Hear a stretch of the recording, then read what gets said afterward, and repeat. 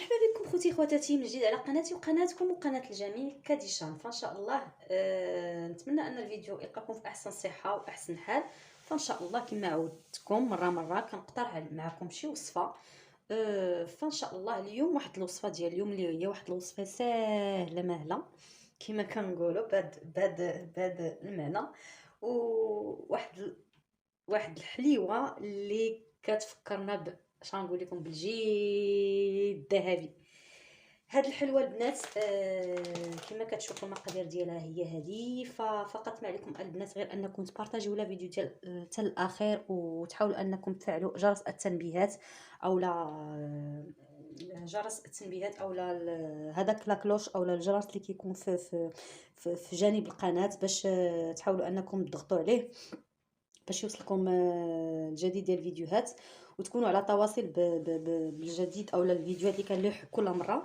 والناس اللي مشتركين مرحبا بكم داركم، والناس جداد مرحبا بكم على قناه كاديشان. فندوزو على بركه الله باش نشوفوا لا فيديو ديال اليوم و بارطاج فضلا وليس امرا. فبالنسبه للمقادير اولا الوصفه ديال اليوم هي حلوه الكوك اولا الحلوه اللي معروفه بحلوه ديال الدرهم.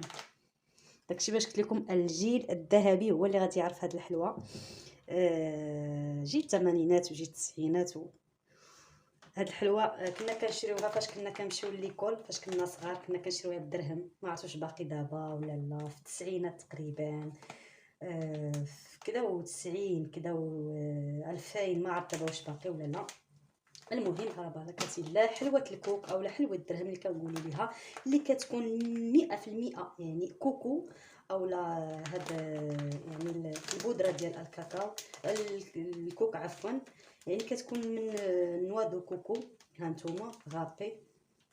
فهاد الحلوه الكوكا البنات غادي نحتاجو 500 غرام ديال الكوك، وغادي نحتاجو تقريبا النص. الا عندكم هنا 500 غرام ديروا تقريبا هاد الجبانيه عبرتها جابت لي تقريبا 250 غرام، يعني 500 غرام ديال نوا د كوكو و 250 غرام ديال السكر الكلاصي اولا سكر الثقيل. والبيضات البنات غادي نحتاجو 6 ديال ابيض البيض، ماشي بيضه كامله وانما ابيض البيض. فبالنسبه على بركه الله ندوزو للمرحله الاولى، وهو هاد الكوك اللي كيجي بحال هكا اولا نوا دو كوكو. غادي نحاول انه يعني ندوزو في الاشوار، يعني بغينا غير باش يعني غير باش تطحن غير شويه وصافي ماشي بحال. فبالنسبه لنوا د كوكو ها نتوما البنات هو هذا. حاولوا انكم تختاروا اللون اللي غادي شويه الاصفر، لان هذاك راه كيكون باقي فيه الزيت، يعني ما معصورش من الزيت، لان كاين دو كاتيجوري ديال نوا دو كوكو. كاين الابيض هو اللي كيكون يعني عاصرين فيه الزيت وكيبقى غير للتزيين وهذا الحلويات ديالنا. وكاين هذا اللي غادي الاصفر فراه كيكون كيحتوي على الزيت. غير باش للمعلومه فقط حاولوا انكم تختاروا ماشي داك الابيض بزاف، وانما هذاك اللي غادي الصفوريه راه فيه الزيت يعني كيكون بيغي اولا كيكون خام يعني بهذا المعنى. او ما الابيض راه كيكون ديجا مبريبارينو محيدين فيه زيت الكوكو اللي غنيه على التعريف. بالنسبه للكوكو ديالنا اولا نوا د كوكو ها نتوما راه درناه في سميتو الاشواق ديالنا. كنحاولوا اننا نطحنوه، يعني نطحنوه ماشي كيتسحق يعني بزاف، وانما غير كيطحن شويه وصافي. يعني اوليو باش يكون بحال هكا كما كتشوفوا في يديا. كنحاولوا غير اننا يعني نطحنوه شويه وصافي. فهانتوما البنات حاولت انني نقطع الفيديو لانني ما بغيتش نبرزكم بالصداع ديال الاشواق. هانتوما راه غير كيتطحن غير شويه، فهذا هو يعني شويه اللي بقى ليا. كنزيدو على هاد جبت واحد البول ودرت فيه هاد المكونات كلها، هاد المكون ديال نوا د كوكو. فصافي من بعد ما كنطحنوا هاد 500 غرام ديال الكوك كنحاول انني يعني نحيدها بحال هكا. غندوزو باش نسيباريو البيض ديالنا مع الابيض مع الاصفر، لاننا غادي نحتاجو غير باش نخدمو بالصفر البيض. فوالا البنات ما سيبارينا 6 ديال البيضات ديالنا، يعني البيض بيض هو هذا والصفر ما عندنا به غرض غادي اليمينيوه اولا نحيدوه. غناخدو هاد ابيض البيض، ها نتوما غادي ناخدوه، غنبداو على بركه الله. فمن بعد البنات راني درت تقريبا واحد نص لتر الماء في الكاسرونه اللي غتشوفوا معايا. من بعد ما نجمع المقادير غادي نوريكم الطريقه باش نطلعوا هاد الغريبه ديالنا اولا حلوه الكوك. فغناخدو بعدا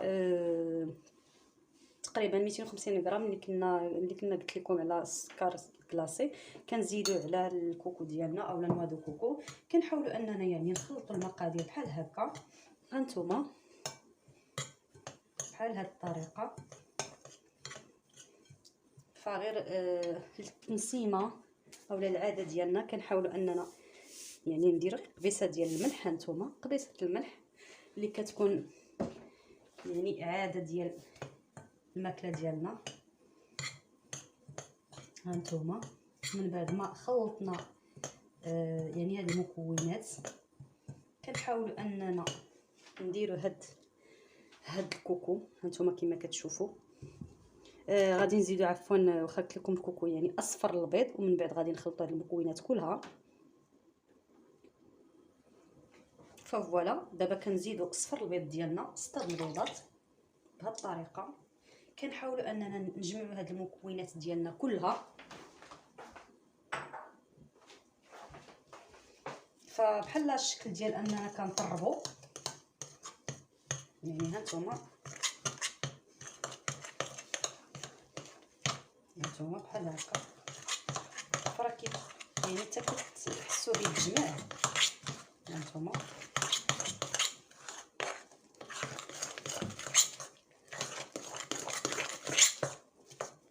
فكما قلت لكم البنات كنحاول انني نطرب هذا الكوك ديالنا والسكر كلاصي اولا سكر ثقيل او ابيض البيض وشويه ديال الملح. من بعد كما قلت لكم وكما غتشوفوا معايا راني درت واحد الكاسرونه درت فيها تقريبا نص لتر ديال الماء يعني على في كاسرونه، لانني غادي ودرته فوق العافيه لانني غادي ناخذ هذا من بعد ما غنطربو غادي نديرو فوق هذيك الكاسرونه اللي كتكون يعني ديجا راه كتغلي على النار، ولكن غادي غير نحطها عليها هكا غتشوفوا معايا. وكنحاول ان مثلا داك الماء اللي في الكاسرونه ما يوصلش لينا هذا البول ما يتقاش، وانما غير غادي نخدمو بحال لا كريم غير بالبخار اللي غادي يطلع لينا من الكاسرونه. تحاولوا ان هذاك الماء ما يبقيش لكم البول، فقط نستافدوا من داك البخار باش نذوبوا هذا السكر الثقيل وهذا البيض ويتساجم مزيان مكونات. هانتوما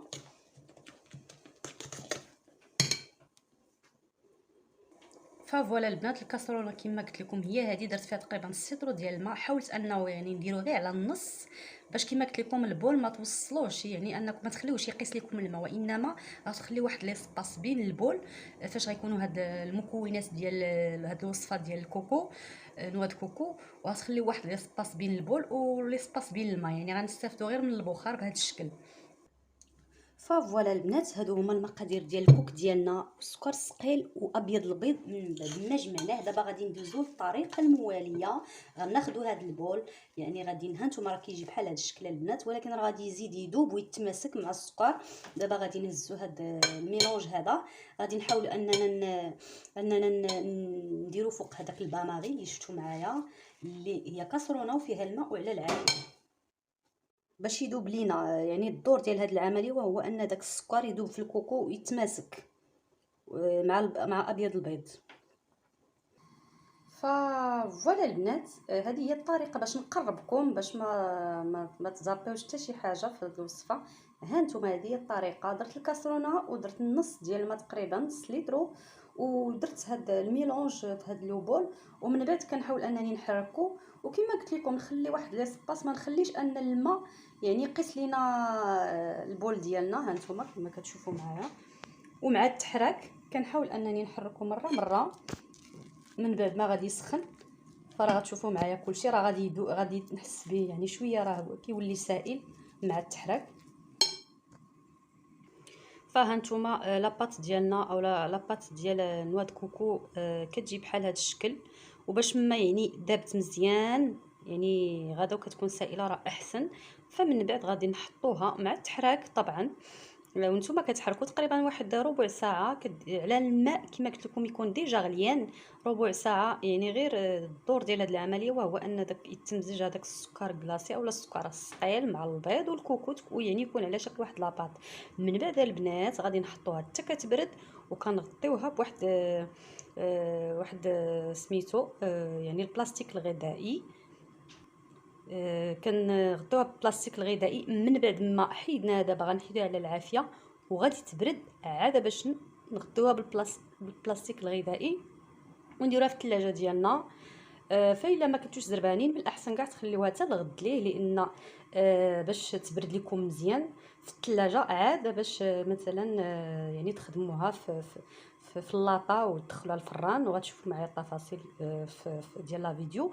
اولا اللي زربان بها يقدر يخليها تقريبا حتى 3 ساعات في الثلاجه، ماشي الفريغو، كتحطيها غير في الثلاجه يعني باش يدخلها البرد بزاف. فهذه هي يعني طريقه باش كيصاوبوا هاد الحلوه، وكتطلع يعني 100% صايبه مزيان. فوالا البنات من بعد ما بردات ليا ها نتوما لاباط ديالنا كي كتجي، ها نتوما راه يعني دايبه، ومن بعد تجمعات شويه. فكنحاول انني غير نجمعها بحال هكا وغادي نديرها في الثلاجه كما قلت لكم. فيعني الدور ديال هذه العمليه وهي فرا بالامكان ديالنا اننا مثلا يعني نكوروها بحال هذا الشكل يعني اللي بغينا اننا مثلا نصاوبوها بحال هكا ونطيبوها من دابا. ولكن لا، هاد الوصفه يعني هذا هو هذه هي الطريقه باش كتصاوب، لان ما سخونه ما حد الا كانت سخونه ودرناها في الفران دابا فراه غادي تذوب البنات، غتذوب. عرفتي شنو هو غادي تذوب وما غاديش طيب لينا. فداك الشيء علاش غادي نغطيوها بالورق ديال اولا البلاستيك الغذائي، وغادي نديروها نحتفظوا بها في الثلاجه ديالنا. فانا ما زرباناش عليها البنات كما قلت لكم، نقدر نخليها حتى الغد ليه ان شاء الله. من بعد فاش غتكون بارده غادي نحطها وغادي نبقى نكور، وديك الساعه يعني الطياب غادي يشد فيها، غتكون متماسكه. فماشي دابا على العكس، الا جينا نطيبوها دابا فراه غادي تذوب لينا في سميتو، لان ديجا سخونه وديجا يعني دازت في العافيه. فان شاء الله على بركه الله بحال هكا. ومن بعد غادي نغطيوها بواحد البابي كما قلت لكم. فوالا البنات من بعد ما بردت لاباط ديالنا اولا نوا د كوكو ديالنا والمقادير بردات مزيان البنات. دابا غنغطيها بالبابي بهذا هذا يعني الورق ديال السلوفان اللي كنقولوا ليه. فغير البنات واحد المعلومه فقط، حاولوا انكم ما تغطيوهاش وهي سخونه، حاولوا انكم حتى كتبرد يعني مزيان على سطح المطبخ ديالكم. عاد باش حتى كتبرد مزيان ما تغطيوهاش بحال هكا بهذا السلوفان الا كانت سخونه، حتى تبرد مزيان. عاد باش كنديروا ليها هكا وكتسدوا عليها بهذه الطريقه. فوالا صافي. ومن بعد كديروها كما قلت لكم البنات، فاللي زربان انه يطيبها 3 السوايع كافيه، اللي ما زربانش يقدر يخليها حتى الغد ليه. فباش ما كانت في الثلاجه يعني في الوسط ماشي الفريغو ولا شي حاجه ما تكونش قاصحه، يعني المهم عندنا وهو ان يعني تبرد دوز واحد المده في الثلاجه. من بعد الغد ليه غادي نحاول انني اولا من بعد 3 السوايع على حسب الرغبه ديالكم غتحاولوا ان تحطوها عاوتاني حتى كيخرج من هذاك البرد، ويعني غادي تكور لكم بشكل جميل وبشكل زوين كيما هذا. فدابا غادي نديروها في الثلاجه ديالنا هانتوما بهذا الشكل. فوالا البنات من بعد ما درت هذا في الثلاجه تقريبا حتى الغد ليه اولا 3 السوايع كما قلت لكم اللي كانت فيكم زربانه فماشي مشكل. المهم غير حتى كيبرد شويه راني خرجته حطيته تقريبا واحد ربع ساعه، عاود خرج فيه البرد يعني خرجت فيه ديك البروديه. وهذا صافي. دابا غادي ندوز للطريقه اللي قلت لكم اننا نكورو هاد الحلوه ديالنا اولا الغريبه ديالنا بالكوك، يعني كوك 100%. فغنحتاجو البنات كما كتشوفوا معايا شويه ديال الزيت الروميه، ها نتوما تقريبا، اولا زيت نوار الشمس، كل واحد شنو يقول ليها. فغادي ناخذ شويه في هذا، ودابا غادي ندوز للطريقه باش نكور. ها نتوما البنات، يعني غادي نحتاج هاد يعني هاد اللاطه اللي غتشوفوا معايا، وغادي نبداو اننا نخدموا هذا ديالنا. فعلى بركه الله غتشوفوا معايا كيفاش. فوالا، فكنديروا شويه ديال الزيت هكا. فمن بعد، فاولا وقبل كل شيء بعدا كنحاول انني ندهن الطاوه غير بشويه، ماشي بزاف البنات، غير شويه وخلاص. هانتوما ماشي غادي ماشي هاد الطاوه مثلا غادي ندير فيها بزاف د الزيت، وانما غير شويه، غير باش ما تلصقش شيتو. ها كنقيس بصبيعاتي. من بعد هذا هانتوما، فوالا ضروري هاد الطريقه.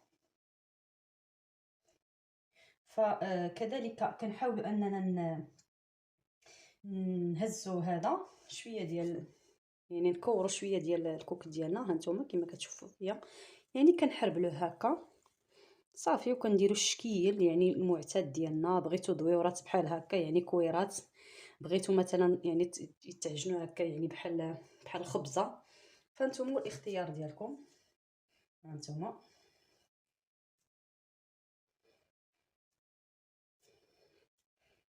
فوالا، فغتحاولوا انكم تقدوها، لان راه تقدر تشقق لكم، راه كتعرفوا راه 100% يعني كوك. هانتوما بحال هكا. نقيسو عاوتاني شويه ديال الزيت يعني، والحلوه ديالنا على هذا الشكل. كتحاولوا انكم تكوروها وتحكموا فيها، واخا راه كتفرتت، ولكن سي نورمال لان راه ما فيهاش الدقيق. هانتوما حتى الا جاب الله مثلا تشقات لكم ولا شي حاجه، حاولوا تجمعوها. هانتوما راه يعينكم ميزانكم. ها هي كتجي بحال هكا، لان ما فيهاش الدقيق كما قلت لكم. كنعاود نقيسو شويه الزيت الى اخره، يعني حتى كنعمروا اللاطه ديالنا بهذه الطريقه، يعني كيف ما كنكوروا بكري. الغريبه الاولى ديالنا اللي كنا كنديروا في بكري قبل ما يكونوا هذوك لي زاكسسوار د الحلوه، راه كانت غير هذه الطريقه، هي باش كنقادو هاد لا غوند غير بيدينا بحال هكا. هانتوما فوالا. فهانتوما البنات، ما بغيتش نطول عليكم لا فيديو، قطعته حتى كورت هاد لي بول ديالي، اولا هاد الغريبه بنواد كوكو، اولا بالكوكو. هانتوما البنات، راه كيعطيني واحد المقدار اللي هو كتير، وباقي راه غير اللاطه عندي صغيره. فوالا، يعني بهذا الشكل بغيت نقربكم بهذا الشكل. فدابا البنات غادي نديروا الفران ديالنا، غادي يسخن على 180 درجه، يعني من الفوق والتحت، ولكن 180 درجه باش الطيبه ديالهم تجي هي هذيك، يعني دغيا نخرجوها. فنخليوها البنات تقريبا غير 10 دقائق حتى لربع ساعه، ماشي بزاف، لان راه كيما عرفتوا فيها راه فيها غير الكوك والبيض والسكر كلاصي. فاين فوا كتبدا يعني كتبان لكم يعني كتحمر من سميتو، يعني غتحاولوا تراقبوها من الزاج ديال هذا الفران. اين فوا كتبان لكم يعني تحمرات، يعني راه شعلنا من الفوق لتحت، ديك الساعه كنطفيو عليها. فربع ساعه ما تفوتهاش البنات. فوالا البنات، هذه هي النتيجه النهائيه ديالنا، ديال الغريبه ديالنا بالكوك، اولا الحلوه ديال الكوك المعروفه في قديم الزمان. وكما قلت لكم الجيل الذهبي، الناس الجيل الذهبي هما اللي غيعقلوا على هذه الحلوه ديال الدرهم اللي كنقولوا ليها. فغريبه الكوك هذه هي النتيجه النهائيه. من بعد ما شفتوا معايا راني درتها في الفران تقريبا واحد 20 دقيقه على درجه 180 درجه، والفران من الفوق والتحت. فرا دغيا كتحمر البنات، ما ربع ساعه حتى 20 دقيقه كافيه. فهذه هي النتيجه النهائيه. نتمنى هذا الفيديو انه ينال الاعجاب ديالكم. بارطاجيو الماكسيموم قدر المستطاع، فضلا وليس امرا. واللي ما مشترك في القناه يحاول انه يفعل جرس التنبيهات ويدير واحد البارطاج، فضلا وليس امرا، كما كنطلبكم دائما. وباش ان شاء الله يعني تحفزوني ندير معكم دائما الجديد. فديروا هاد الوصفة أولا ديروا هاد الحلوى راه غتعجبكم وبنينة بزاف بزاف بزاف بزاف. فإلى فيديو قادم إن شاء الله على قناتي وقناتكم وقناة الجميع كديشان.